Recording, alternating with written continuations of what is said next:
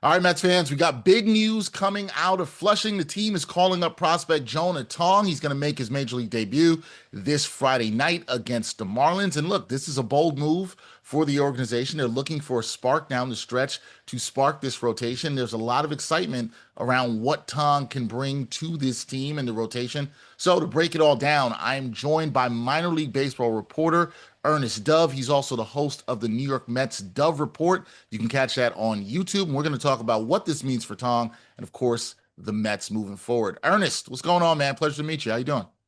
It's good to meet you too, man. Thank you for having me on. And can we talk about how great it is for me to have another prospect get promoted? This Yeah. is like Christmas back to back with McLean and Tom. Yeah, and you don't usually get this kind of Christmas back to back, right? Like late in the season. That's usually not something you see. So this is very unusual for the Mets, but exciting times, right? Definitely exciting. Yeah, I mean, obviously, also well deserved. Everyone's promoting the stats, which are ridiculous. Yeah.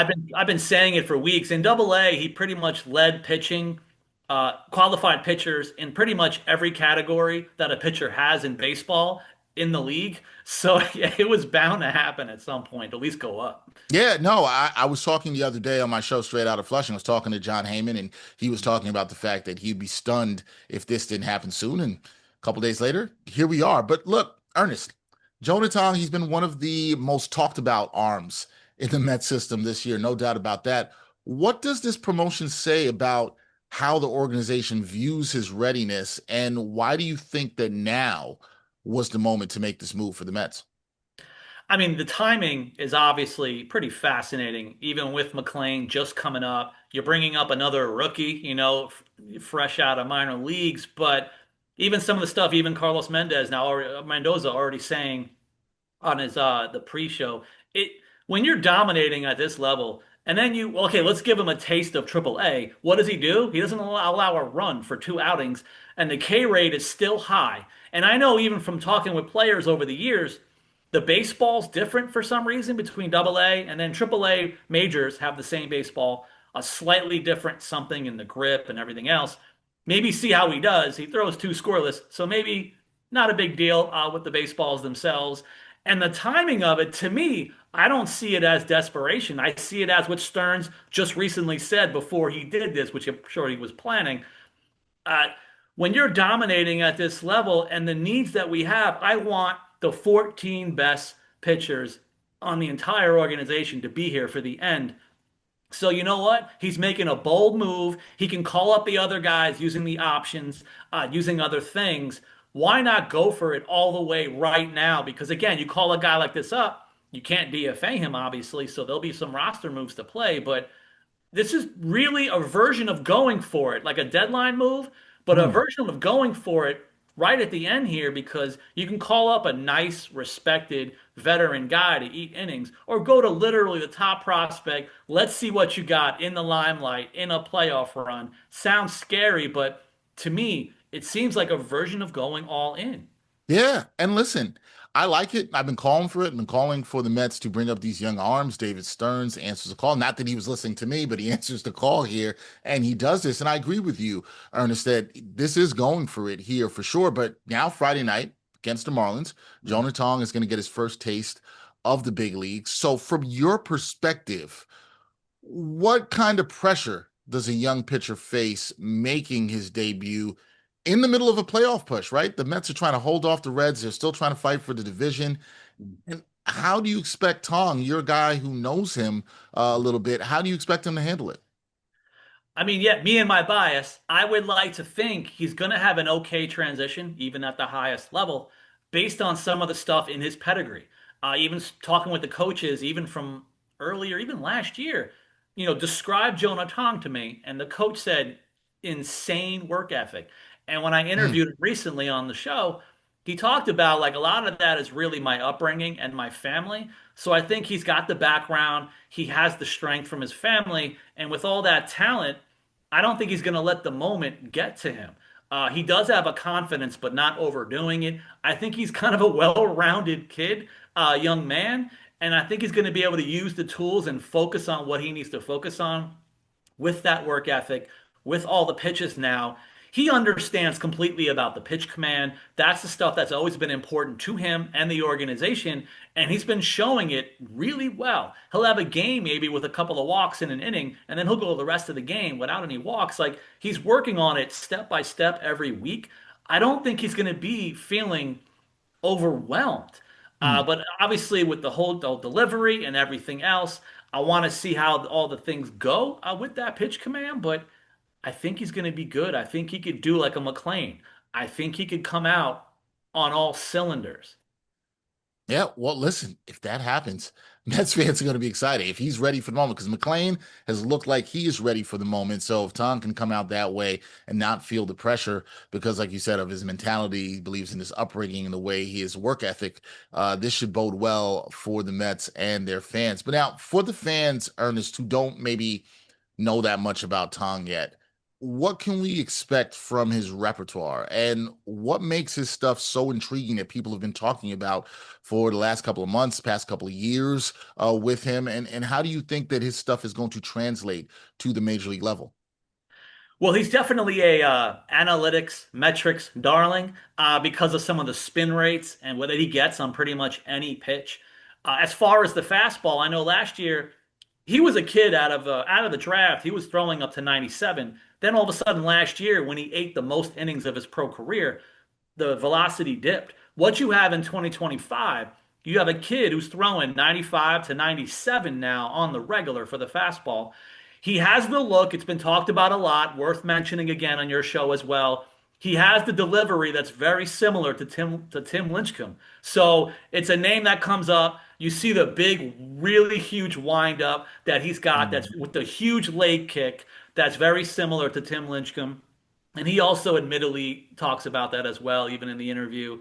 So you're looking at a guy who also has an amazing curveball. So you're going to see that 12-6 hook when he's doing it. And the other thing now is everyone's got a new version of a changeup, like with the Clay Holmes, with they have the kick change, they have a this change. Tong has the a different Vulcan change with his grip. So it's going to be exciting to see some of those pitches in play, but you're also going to see some of the movement and the deception, possibly just from the delivery itself. It might confuse hitters in the beginning when they start seeing him. Yeah, I haven't seen it before. I'm so excited to see his stuff. I've watched a lot of video on him, but see how his stuff can translate at the major league level is going to be very interesting. And look, Ernest, the Mets were, I think we both would agree on this, right? The Mets, they were clearly looking for a spark, someone to spark this rotation. And then I guess honestly, the season overall, with the way that things have gone for the Amazins the last couple of months, how big of an impact do you think Tong can be realistically, and how much of an impact do you think he can have on this team down the stretch of the season? Because it is a lot to ask of two young guys, not just him, also McLean, to spark this team. But do you believe that he can have a big impact on his team down the stretch of the season? Absolutely. Yeah, he's younger than McLean too. So now Yeah, you have an even younger guy who's about 22 years old coming up in the majors, and he got a slow start to his career, by the way. He wasn't just drafted and started pitching. There was some delays for some stuff, so it took him a while. So then last year built it all up. I just think that this kind of impact, and they always talk about like a youthful energy. Even yeah. guys like a Luis Angel Acuna, when he came up, just seemed like lights out, like all the energy shifted when the young guys flying around. I think we now have the pitching version of it in McLean and Tong. Now, again, the New York media, now we got to be worried about them being built up as like the superheroes for the entire national kind of broadcast of fans to kind of focus on. They're going to have to hopefully tune that out. But when you have this kind of energy, and these guys can eat innings, we saw McLean just go 7 innings. Jonah Tong can go 5, 6 plus innings as well. Always going to be about command. The K rate could be very high, and that's always exciting to see. That's going to bring energy when there's less guys on base and they're all getting struck out. So I just think that combination, they can have that kind of boom, another version of Acuna, another version of other guys back in the day, like a Michael Conforto, that kind of energy. And then you have the young guns from 2015, 2016, some guy named DeGrom and Matt. So certain guys like this, we have our new version of it, not a comparison, but I think this type of energy, like even they were saying, feeding off of McLean going 7, even Clay Holmes said it after his start. This is something now when you have a Tom coming up, another exciting energy for the leaders like Lindor to pay attention to and root for. I think he could also bring the team together even further because of the youth and wanting everyone to be rounded up together. Yeah, it's going to be really fascinating to see how the youthful energy has an impact. You gave some really good examples of how we've seen this with the Mets before. And I guess the last thing for me, Ernest, when you think about the youthful impact, right, and you look at the Mets being aggressive with prospects lately. We talked about this right here at the top in bringing up McLean and now Tong, and you don't usually see that happen for an organization in the middle of a playoff chase that quickly. If Tong shows that he belongs here at the major league level, like you think that he will, how could his rise affect the Mets' long-term pitching plans and also the way they build this roster moving forward? What do you think the impact could be if Tong shows that he belongs here on the major league level? Well, that's also the pros and cons of everything now. But some of the pros is you have a McLean and Tong. You want to knock on wood for some of the outside circumstances of things with pitching. When you have two guys like this, they are coming up to be a regular, like a version of the Conforto again, or a McLean, or even a McNeil. When these guys come up, you don't want them leaving, and that's why maybe they were trying to wait it out. They were going through all the things, getting through the roster spots, but you have to go ahead and pencil slash pen both of them in for the 2026 rotation anyway. Mm. So it's going to be interesting now again with all the lights on in a playoff rush. If they both get and stay hot, the next question is, can they pitch all the way through October and November? What's the pitch count situation going to be? Everyone always asks me. They're kind of at their career season highs already at this point. How much higher can they go, even if it's only 5 innings at a time? I just think going into like the off season, when you have guys with certain opt outs, things like this, you're not going to be necessarily sad if one of those guys. But again, now even for a negative reason, unfortunately, you have a Montas who's probably not going to pitch next year. Right. That's a spot now. It's going to be filled by one of these guys anyway. You may honestly be looking at two guys who are 100% on the roster. Then it's up to Mania. I believe Senga is staying. He had an opt out. I don't think he's going to meet the clause based on total innings. So you have to go ahead and think one way or another. Stearns in the organization, they're going to have two starters now for the rotation going forward, and that can affect everything. Maybe like a Pete Alonso signing, some of the other monster stuff around the roster. You can go ahead and utilize these two minimum wage kind of core pitchers, and it can do a lot now for the 26 man going into next year. Yeah, it can be huge for the future of the Mets and how they build their team.